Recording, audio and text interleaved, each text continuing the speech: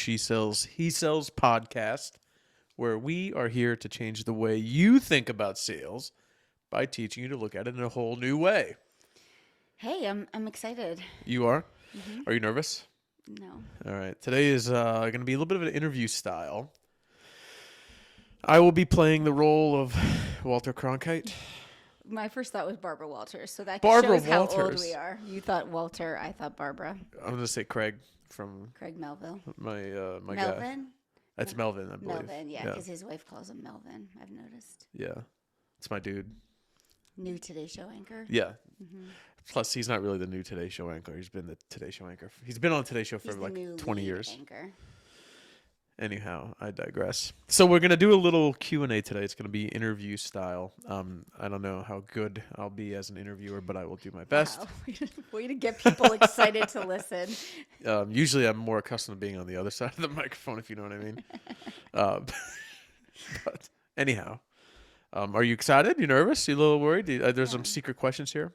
I'm totally ready. This could be like Between Two Ferns with Zach Galifianakis, right? Remember that? No? No, but I interviewed you kind of last week. So if you didn't catch the previous episode, we talked about entrepreneurship from the spouse's POV. And as of filming this, it's only been out one day, but the reviews are rolling in. It's only been out one day. It's only been out one day since when So it's still hot. Recording. Just hit still the hot presses. off the presses, but we're getting some really nice feedback, and it seems like the episodes that we are more personal, people tend to enjoy a bit more. So we're leaning into a bit more of that, and we're running with this Acorn being 5 years. Everyone's gonna be so sick of me talking about this by the end of March, but. Be your own cheerleader, you know? Yeah, I'm a firm believer. You got to celebrate wins, right? Like you really do. Yeah, it is a win. So anyway, how the winds of change have blown, and now you are on the other side of the. Should we do a Oh, totally! I totally forgot. Oh, you know what? I'll off? handle this one first. So, just why don't you frame what this interview is going to be all about before we get into it? I think really what I want to get into today, and I talked to your handlers about this quite a bit leading up to today. My PR team. Yeah, I want to know what's different today, and what's the same. Versus when you kicked off this whole experiment that has become Acorn 5 years ago. What you've learned in that 5-year journey, some of the things that you're doing today that you didn't do before, some of the things that don't work today. I mean, just that kind of stuff. Okay, yeah, because a lot has changed. Yeah, industry trends, if you will. Got it. All right, you ready for a Would You Rather? Yes. This one is, some of them are not very this is good. really brutal. Would you rather have also, you were just setting the bar so high for everyone. I mean, if I was listening, I would definitely keep listening. I tell it like it is. Would you rather have a flying magic carpet or a see-through submarine? This is one of the easiest things I've ever had to answer in my life. Magic carpet. I mean, did you not see what happens in submarines? Like, did you not? I know. But I also... Oh, I feel. Well, you did want to be the bottom of my feet tingling just thinking of flying magic carpet. Like, what about? Is there any part of you, and when I say part of you, I mean the version of you 30 some years ago who was convinced that you would be a marine biologist in a landlocked state? Every girl who grew up in the late, who was like a preteen in the early 90s. Yeah. If you were, okay, I need to know. If you were a preteen, so when I say preteen, like 10, 11, 12, in like late 80s, early 90s, there's your time frame. Okay. Were those ages, and it is pretty specific ages. Yeah. I would bet more than half of those women, at least in our geographic location, thought they were going to be a marine biologist. Yeah, two things. One, what was it that ignited the fire of marine biology in your belly? Two, what is it about? I mean, you grew up in Pennsylvania. There's no, I don't know. I think it's awesome. Honestly, maybe it was marine biologist for trout in the rivers of Pennsylvania. No, I feel like it was the Baltimore Aquarium, which is close to where we live now. But going to visit the Baltimore Aquarium was a big deal. We were 2.5 hours away from where we grew up. And I do feel like there was a field trip right around that time that ignited it. Maybe. I didn't even want to be it that much. I just was like, okay, I guess that's what we all are going to be. We've collectively decided. And then I flipped. So do you remember in 6th grade, we had 6th grade graduation because our elementary school went through K through 6. I like chocolate. Oh, yeah. Sing it. Sing the next part. I like vanilla. And that doesn't matter at all. That's right, because we're friends. Because we're friends Yep. until the end. Excellent. So, okay. Yes. Throwback. So this is so chaotic. I apologize. So the 6th grade graduation, we went to elementary school grades K through 6, and they had a 6th grade graduation because then you went to high school. I mean, it really wasn't high school, but it was the same building, grades 7 through 12, small town. So grade 6 graduation, we sang that beautiful little ditty I just hit on, and everyone had to go to the mic and say your name and say what you wanted to be when you grew up. I don't remember that part. Oh my gosh, you don't? No. I can't remember what I said. Who was your favorite 6th grade teacher? Come on. Say her name. Mrs. Sennis, there's only one. My mother was the 6th grade. And so she coordinated all of it. It was a legendary ceremony, if I do say so myself. Like a real, almost like a real, you were really stepping into the next phase of your life. Yeah, because right? you are. You're literally going to be, I was 11. I mean, I but just went to be clear, a school with 18-year-olds. I was about to say, just to be Like, clear, what you're the- just about to go into the same building of dudes who shave and stuff. Yeah. And then in 8th grade, an 18-year-old wanted to date me, and I stopped eating for 2 months. I was so upset and nervous. Anyway, so when we went What's happening? you asked for an interview. This is really behind the scenes, guys. This is. So when we stepped up to the microphone, I couldn't do it. I couldn't say marine biologist because I was just like, What did you say? child psychologist.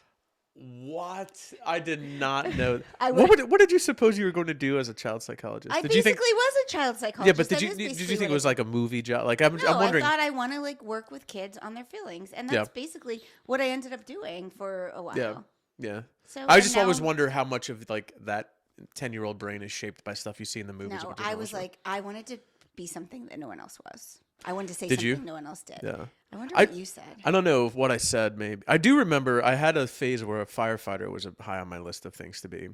It probably wasn't cool in 6th grade. It wasn't probably cool. I probably was already You out probably of that. said doctor. Probably doctor. I yeah. bet you did. Sure, why not? Because you went through that phase. I did go through that phase. I went through firefighter thinking you can be a hero, and then because I think every kid, maybe more boy. I don't know, but as a young boy, I dreamt of you always kind of want to be the hero, the person who rescues people, right? Like everybody wants to be that. So that was an early phase for me, but it probably wasn't cool by 6th grade. So plus, well, I'm not going to get into firefighting abilities of her.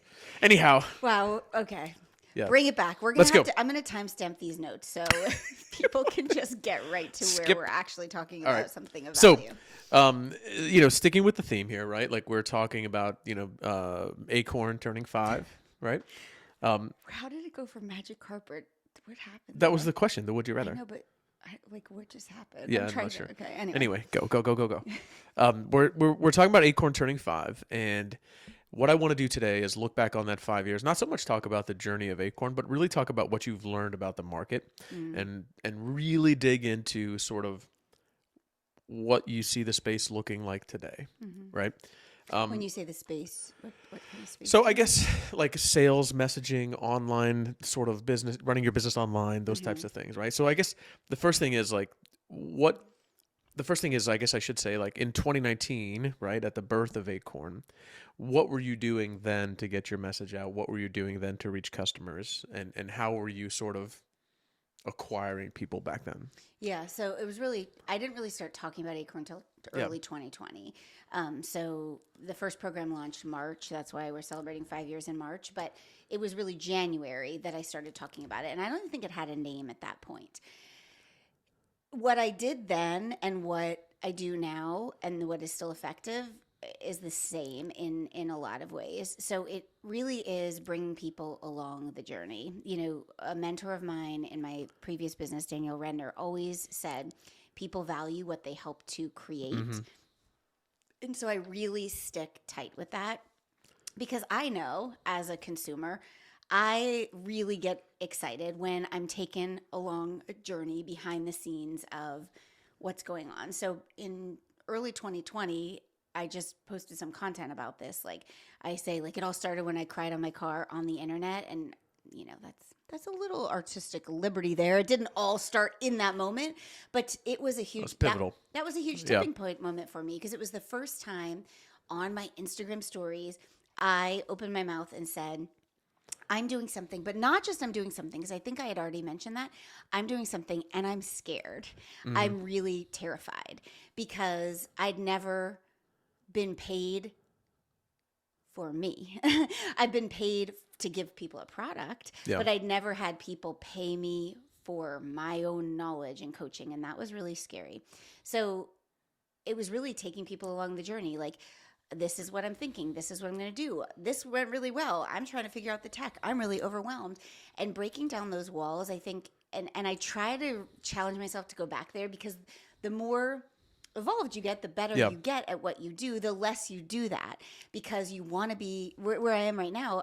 I don't want people to think I'm still figuring it out. I'm charging much more of a premium than I was back then. So I have to remind myself, like, oh no, people do like to see the messy stuff, and then they buy in and they pay attention. And then it's not just, you can bring people along a journey and have a product that has no value. So then it's about building the value and talking about what's in it for them. That's something you always say, WIFM, like, what's in it for me? Most people are thinking of that. So I'm always challenging myself, like, tell them what's in it for them. And so I did that through, it really was the same that I'm doing now. Not so much like Instagram or Facebook posts, but Instagram, Facebook stories, and email has been huge. Yeah. And keeping it real. I know. I read those emails every Friday, just so you know. Okay. Just so you know. Yeah, thank you. Yeah. So the journey sort of is the theme here, I think, right? Like how you started 5 years ago, how the one of the big things you're still connected to 5 years later, right? Yeah. Is there anything that you're not doing now that you were doing 5 years ago? I mean, this is so niche, but 5 years ago, you could show up on your Instagram stories and talk to the camera for like 10 slides. It was almost like a true vlog. It was almost like you're just like a video diary, and that doesn't work anymore. Like, for a few different reasons, and these are like leading into like things that have changed, but it's very rare that someone will listen to you talking on Instagram stories. You know, they're 60 seconds a slide, 5 slides. That's 5 minutes of one person just talking to the camera. Attention spans have really gotten so much smaller since then. So I've had to learn to like mix up the medium of my content. So I try to, if I'm talking to the camera, I really only like no more than 2 slides at a time, and try to vary, like, here's some video with words over top, here's a poll. So I've had to be more creative and more intentional on the stories. Same as email, less is more. I tend to be long-winded in my emails. I really like to write, and I like to tell stories in my writing, but the longer it is, unless it's a really good story that you're just like, people are just going to want to read, those it's hard to write a really good story in a newsletter every single week. So I try to challenge myself to keep it more brief. So I think brevity has become even more important. What was the question? What has changed? Like, you talked about the journey being the one thing that you still want to continue to do 5 years later. What do you not do today that you did 5 years ago? I'll say, like, when I I'm not involved in producing your content, but I get to see it first all the time, right? Like, the production value of what you have now versus what you have 5 years ago is just like, it's kind of like, it's like home publishing, like sort of really high production value. Yeah, not everything, not everything. Right now I'm in the middle of this week where I'm doing episodes. So I have, 5 years of Acorn, episode 1 through 5, and I'm publishing an episode every day. And so I'm kind of treating it as almost, they're 2 minutes, so it's not like a real episode, but I'm treating it as a little mini series, and it is a higher production value, but it goes back to attention spans. So we have to also remember what was happening in March 2020. The timing, I didn't birth a business because of the pandemic. I'd been working on it. I had no idea pandemic was coming, but it actually did work in my favor because attention was there.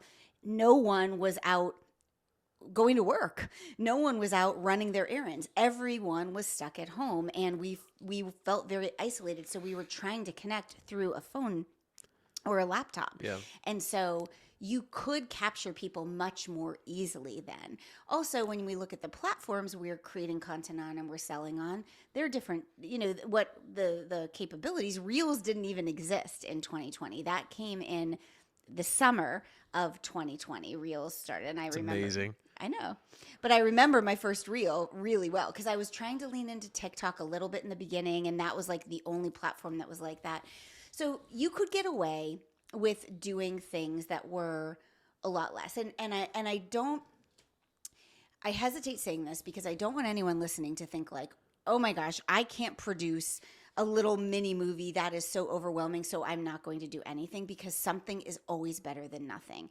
And your message matters more than the production value.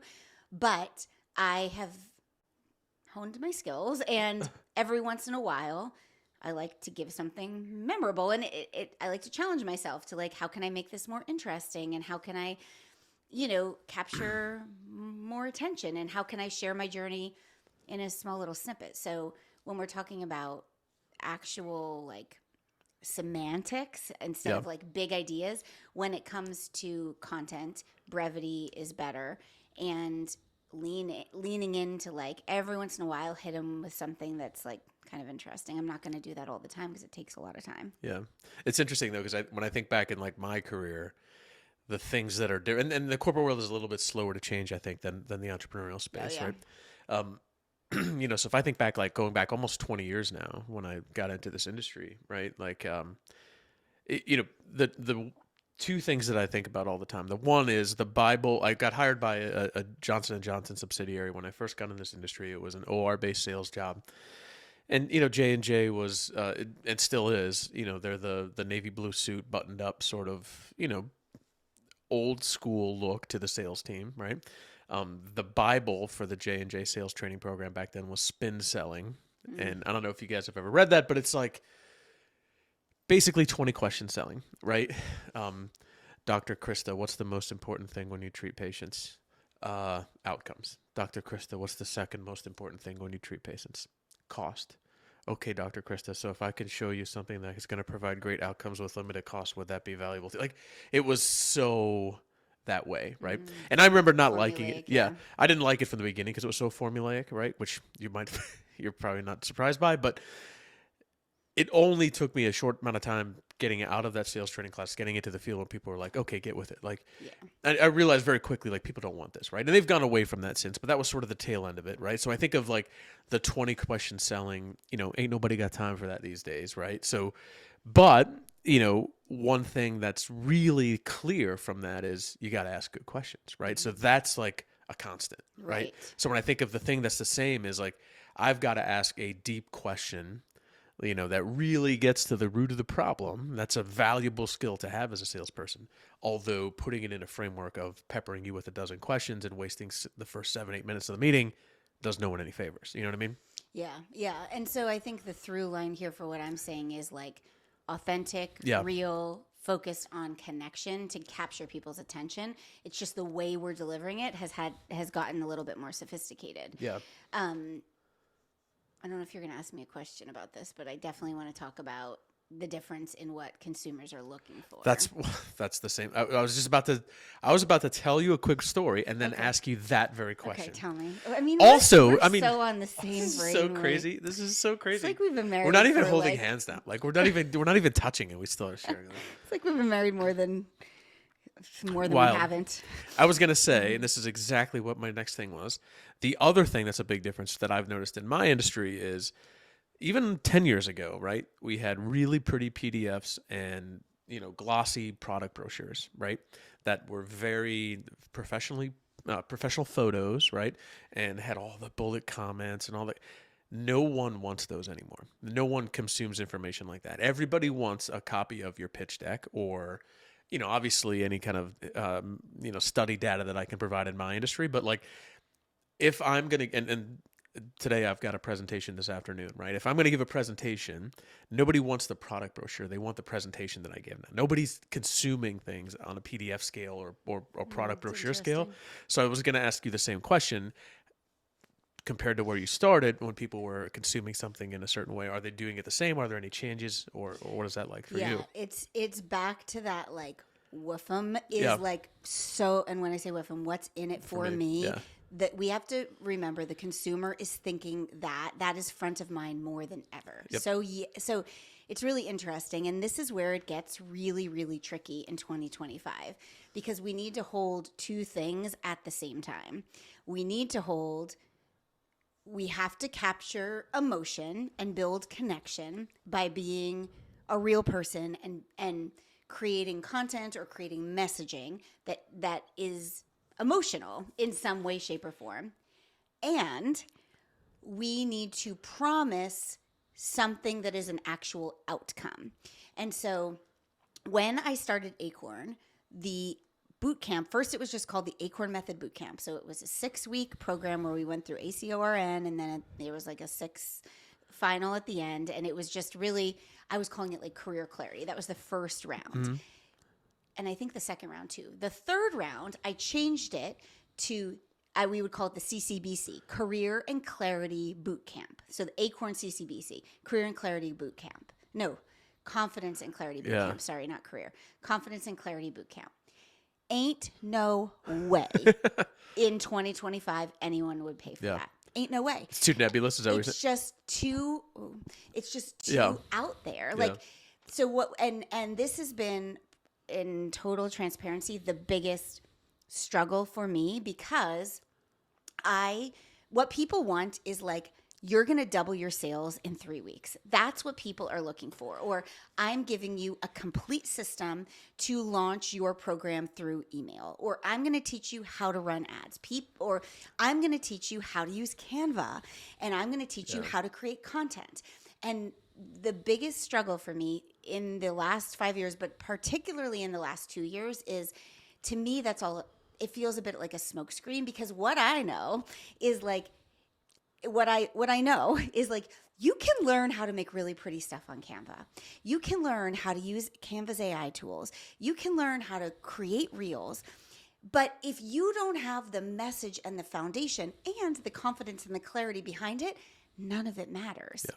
However, I have really had to be challenging myself, especially as we're rebranding our Acorn Signature program, which the new name is Sell Anything Signature. The new tagline is 6 weeks to sell better and sell more. It's not about confidence. It's not about clarity. What you will get in that, yes, you are going to learn to sell better and sell more in 6 weeks, because that is what I teach. But you are going to get the confidence and clarity that comes along with it. Yeah. And so, but nobody wants to buy confidence and clarity. Yeah. Nobody's going to buy that. And so I was going to say, but I think you've kind of threaded the needle there, right? The idea that like nobody's buying confidence and clarity, but it's still not a comfort level for you to say, you know, hey, I've got to promote the idea that you're going to get to triple your sales in 6 weeks. Because I struggle with that too, right? So you're sort of threading the needle between like providing something that people are consuming in a way they are, but then also not being inauthentic about what you are and what you believe, and sort of selling out, right? Yeah, it's kind of that like integrity selling that I feel so strongly about. And that's the other tricky part. Like 2025 it's a hard time to be in business, and 2024 was tricky too. 2025 is harder because the other big elephant in the room is like what's happening in our country. Like what's happening in the world, but the country feels like it's on fire. Like no matter what way you lean politically and whether you like what the president and the administration is doing or not, I think everyone can agree that like there's a lot of stuff changing. There's a lot of unknown. And there's a lot of unknown. And so when there's unknown, there's fear. And when there's fear, people tighten the purse strings. Also, it's more expensive to be alive today than ever before. And so there's just all these things. And so you have to capture emotion. You have to have a clear program promise, but you can't overpromise because you sound like a bullshitter, for lack of a like better everybody word. else, like the noise. Yeah. And I mean, I don't mean to insult anybody, but I mean, I agree. I mean, and I think that's like a real skill, right? Like that is really something that takes time for you to figure out and think about, because, you know, I have, and you mentioned earlier, right? I've been a WIFM guy forever, right? The value proposition that you deliver is essentially the WIFM, right? And I still struggle with the idea that we have so many smart people not doing it right? You can't message a value proposition and then be about your product or your service. The value proposition is about the customer, right? Like it's pretty simple, you know what I mean? But then it can't be, but then I don't want to go to the point of like, you know, we're going to revolutionize the way you do business and everybody owns a 7-figure business and I got an extra comma because I did this program. Like, I'm been over that for like my whole life. Right. So, and here's the thing to remember, and we're talking a lot about like service-based Yeah, businesses, what I do, coaching, that sort of thing. And I do want to talk about product in a minute. And if you're a product-based business, you have a leg up in this way. That was a question I had. It's going to be easier for you, which is great news for you. But if you are someone who provides a service, so like it's a coaching service, it's an educational service, you're doing something for someone else, it is harder because there's been all of this, like, you know, how to have a $10,000 conversation, and no one can. People can give you the skills, but at the end of the day, the ball is still in your court, and so it's what you do with it. So you really can't promise these outcomes. It's tricky because you can't promise an outcome because there's so many variables. Like, if somebody does it perfectly, maybe that's the outcome. But there's so many variables in all these different things. And people are skeptical because I've had so many clients come to me that are like, I dropped $15,000 on a mastermind and I never saw the person that was running the whose face was the marketing part of the mastermind. There was nothing. The other thing that I didn't mention, that if you're doing something like what I'm doing, if you're doing coaching, people aren't paying for your proximity anymore. So, I mean, it used to be like, pay all this money to get in the room with me and have access, get my brain on your business. That's not working. I've used that. That's not working anymore. People want stuff that's going to collapse time to get results faster, or they want something that's going to make them more money. I mean, at the end of the day, or you know, I think like, even if you're talking about a life coach who's not necessarily teaching people how to get more money, like I am through business, they want to save time. People just want something that's better for them. And so what they need to do that a lot of times are like tools, templates, swipe files, things like that. And I have added so much of that into Acorn now because I used to really be, and I still do believe this, like I still do believe, like, if you can get the skills, if you know how to message what you do and you have the confidence to do that, and you can go and have conversations with people, you're going to be able to sell anything, anytime, and always bring money in. I still believe that. However, it's not sexy enough to get people to buy just that. So yes, I'm giving that. And I'm giving, in our new Sell Anything program, I'm giving literally, I think, like 40 email templates and an AI guide. Yeah. So you can do it all. Once you build your messaging, you can do it all quicker, because that's what people are buying. Yeah. So before we get into the product stuff that you just mentioned, right, I just want to kind of to follow up on that, right? What you're talking about, essentially, big picture, are market trends, right? And when you understand market trends, how consumers are consuming information and buying products, right? It's key, and that's vital. I've said this a million times on this podcast. If you work in corporate America, you have a small army of people who work in your marketing program. This is their job. If you are an entrepreneur, you wear this hat as well, right? Any way you cut it, whether you're the buttoned-up suit from corporate America or you're the cool guy in the, coffee shop entrepreneur, right? If you don't understand how consumers are buying and what trends are in the consumer market, you run the risk of really looking dated, right? And this is the guy who walks in with the leisure suit to a wedding in the 80s and people are like, what the heck is that, right? Like, it's a really, really bad. I can't overstate how bad of a look it is. If you're still making content that's like, I always think of this. So you remember those videos that used to be all over, be like, you won't believe what he did with this piece of wood or something. I watch a lot of woodworking things, but do you remember the "you won't believe what he did" thing? Like, if I'm still making a reel today with the "you won't believe what," I'm like, it looks really dated. And the speed at which things change these days is so much quicker, so much more condensed than it was from the leisure suit having a decade run, right? Like, now, like, this season there's new fashion trends as an analogy, but it's a really bad look. Yeah. And so I just really want to make another point on that and give some specific examples. So a story. So there is a content creator I follow, and he is a very high level brand strategist, is essentially what he's doing. He's teaching people storytelling. He's teaching people brand strategy. but he doesn't call himself a brand strategist. He calls himself a web designer. And he says, I design websites. I'm at a premium, like he's premium, like they know they're not getting like a run of the mill, but I design websites. People come into his orbit. It's Sun Yi. I love him. S-U-N, last name Y-I. Great follow on Instagram, but he just did a whole email on this. People come to him and say, I want a website. And then he says, okay, well, let's see your current website. Either they have one or they don't, but let's say they have one. All right, well, like, what's your unique value proposition? Well, I don't even know what that is.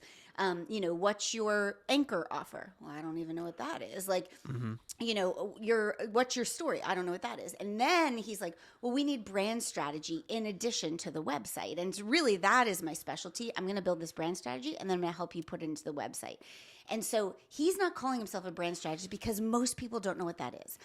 When you try to get fancy with your title, and I've done this too, and I've had a lot of clients that do this, we try to get fancy with the title. Like, I don't want to call anybody out because I'm thinking a few that are like real, but let's just say, like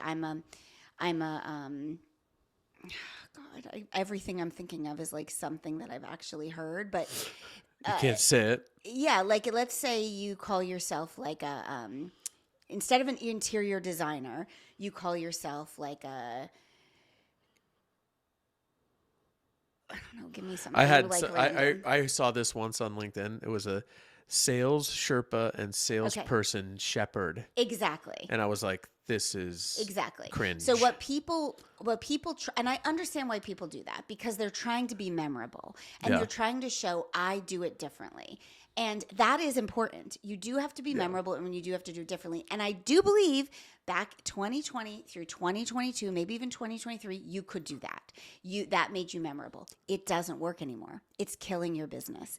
You just have to be clear, concrete, specific. So I used to call myself communication strategist, sales strategist. I'm a sales coach. I'm just calling myself a sales coach because that is the simplest way that I can do it. And now a lot of times I'm calling myself like, a done for you email copywriter. Like that's actually not what I can do that. Yep. But what I'm doing is so much more. But based on what someone needs, I'm taking the skills and putting them into what they need. So you're not going to lie about it. But if you are a closet organizer who brings all these other things to the table, you have to call yourself a closet organizer. You do. And then through your stories and all these things, you can show the layers of what you do. But I could go on this, but. Well, one quick thing for me on that, like that's been a pet peeve of mine for a very long time, right? Well, like you're a skeptic. I'm not a skeptic. I'm just a realist. My point all along has been like people have limited effort and energy to give, right? And if I have to spend 3 to 5 seconds figuring out what the hell it is that job title means, I'm not interested anymore. And I hate to be a jerk like that, but I'm just not, right? Like it doesn't work out, right? Like, so I should be spending my time figuring out why you, not necessarily what are you, right? Exactly. That's really good to remember. And it's just more important than ever before. People are more cautious with their money because everything's more expensive. There's fear of the unknown, of like what's going to happen to the economy. And so we have to show this is what I am and this is how it's going to make your life easier, simpler, better. Not in like the layers of the onion. I'm going to give you confidence and clarity. They're not going to buy it. I'm going to help you sell better and sell more. That's what I'm going to help you do. Yeah. And that is what I hope people do. Yeah, but there's so many other great byproducts of it that I want to talk about. And so it's been hard for me. It's been a challenge. Last year was a hard year in business because I really lived in this push and pull of like, I don't want to sell out. I don't want to be promising people, build your next figure lunch, because I've bought into those programs and none of that's real. But like it was real for me, but in one moment, but it's just so tricky. So you have to be specific. It has to be clear. Yeah. Yeah. You brought up before the product versus the service. Do you want to touch on that really quickly? Because I just have one more question then. Yeah.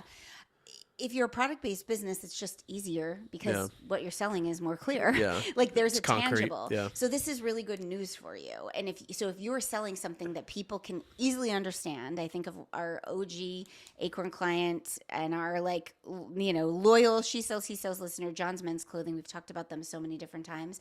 They sell great men's clothing and they have some women's clothing too.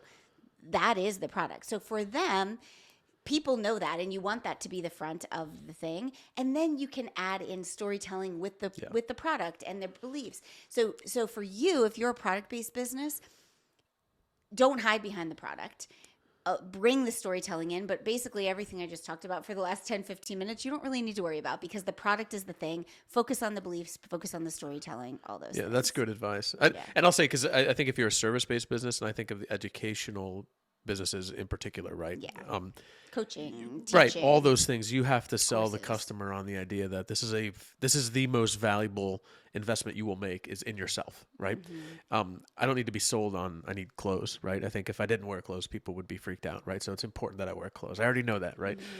But like, I may need to be sold on the idea that investing in my own skill set as an educational piece is more important than buying a new computer, or you know what I mean? And I would say, I don't even know if that necessarily works as much anymore. Really? I almost feel like that's still a subset. So I'm teaching you, in the new Acorn Sell Anything, and obviously that's the thing I'm the most familiar with. What are you getting?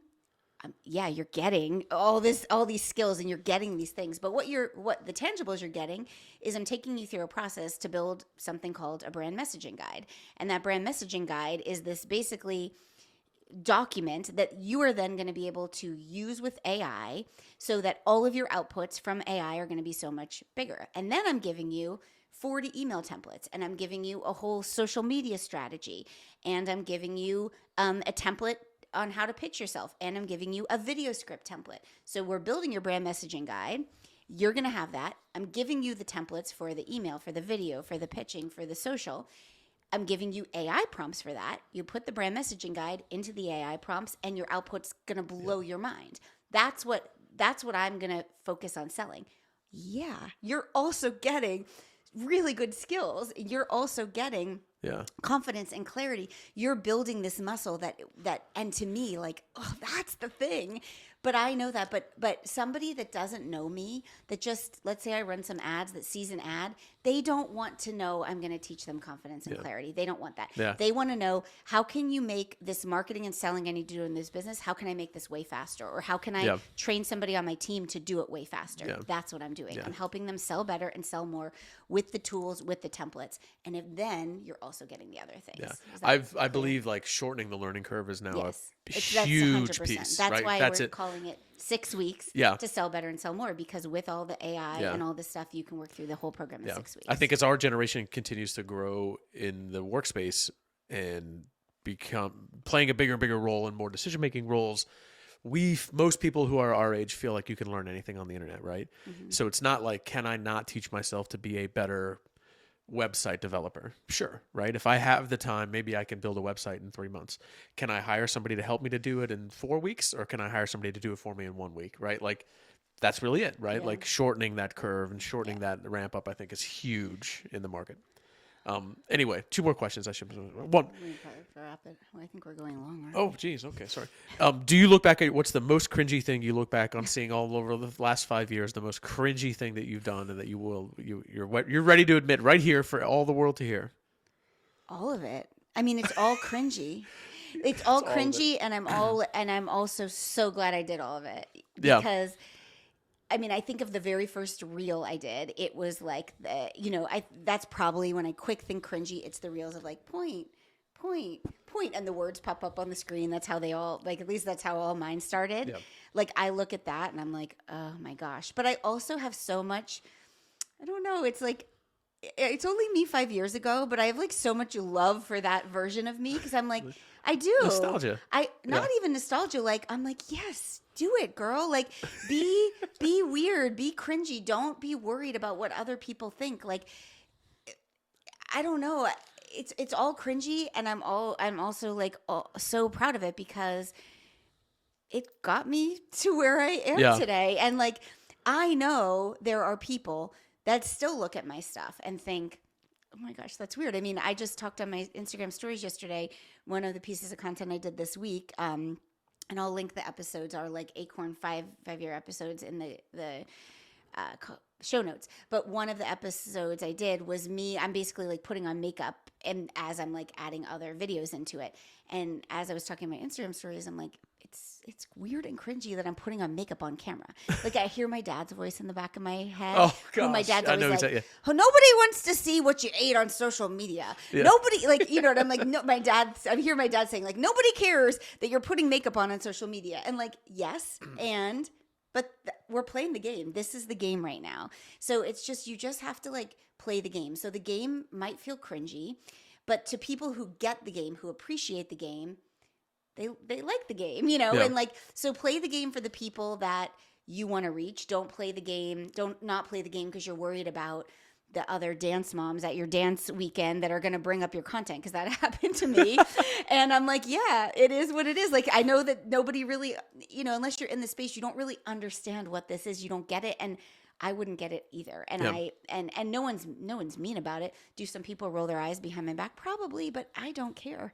Oh snap! No, I don't. I'm not saying mean about them. No, I don't know care because I have a purpose and I have joking. a mission, and I'm this is joking. my pathway to do it. Yeah. Yeah, no, I'm joking. I agree. I totally hear what you're saying. I was asked one time, like, do I have any regrets, and what would I do if I had a do-over? And I'm like, do I have regrets? Everybody has regrets, right? Yeah. Like, everybody wishes they did something different, but like, if you're giving me an opportunity to do over, I'm not interested. I'm pretty happy with who I am today. All the scars and bumps and bruises kind of built this version of me, and I'm pretty proud of that, and I wouldn't change any other thing about it, you know? We do, as we wrap, we have I'm hosting a free class on March 21st. It's really a celebration of Acorn 5 years, but I'm teaching the 5 big things that you need to sell better and sell more in 2025. One big thing that we're talking about, which is this like clear program promise. I'm going to give you a formula to work on that for yourself, and then for other things that are really, really important now too, because the market has changed so much. So we'll link that in the show notes, and grab your spot. If you are on live, we're doing some fun giveaways to celebrate the 5 years, but even if you're not on live, you'll get the recording. Yeah. I feel myself wanting to be in the room with your brain. Aww, would you pay me for it? Yeah, totally. Yeah. Yeah. What's your least favorite word? What? That was part of I had some rapid fire questions here at the end. I had this. I was going to wrap with it. Artisan for me. If you're using artisan, slap yourself in the face right now. There's no reason for you to be using artisan names. 2025 for I don't know. crying out loud. Artisan. Dream. Like, what about busy boss babe? That was a phrase. Nobody uses that anymore. That was a big one for a while. Busy boss babe. You know what is my least favorite word in marketing? And this is like just personal. Friend. When people that is actually like, hey friend. Yeah. I just don't. That's a good one. I don't know. I feel like it's kind of had its day. I feel like it dates you a little bit. Yeah. But we live with teenagers. So I find myself, like even our podcast last week, we were saying glazing. Like we say these words that probably other people our age that don't have teenagers. Yeah, we're very hip. I'm just saying, once our teenagers move out of our house, we're going to have no idea what's going on. Yeah. So we're very hip. That's a lot of it's another thing you get from Krista is really like a coolness upgrade. Oh, yeah? Yeah. I don't know about that. I'm like the least cool person I know. Yeah. No. Awesome. Well, listen, you did a wonderful job today keeping up with the pace and tempo of my questions. I think I really, Craig would be proud of me today. Yeah. Mm-hmm.